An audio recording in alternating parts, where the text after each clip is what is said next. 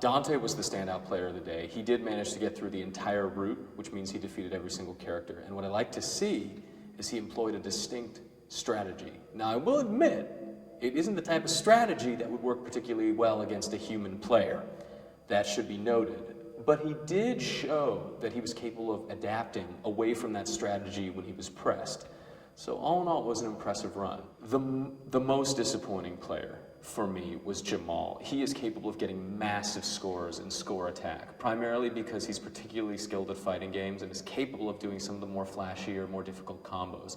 Instead, what we saw is he got defeated by Pai Chan, who seemed to be a real stumbling block for a lot of players, and so he's coming up a little short today, I think.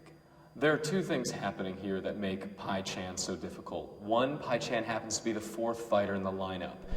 The fourth fighter in a score attack is where they're going to employ some of the more difficult techniques. So the fact is, Pai Chan is the fourth fighter, and the fourth fighter is going to be blocking more, countering more, throwing more. The first three fighters are really there to be dummies for you to work up to. The second thing is, Pai Chan is extremely fast as a character.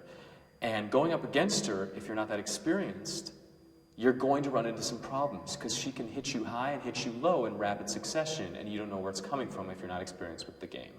In Virtua Fighter 5, there's a couple different ways to defend yourself. The pros use a lot of what I call dancing, where they're dashing back and forth, kind of like this, because that small amount of space allows you to avoid attacks and then quickly come back with your own counters.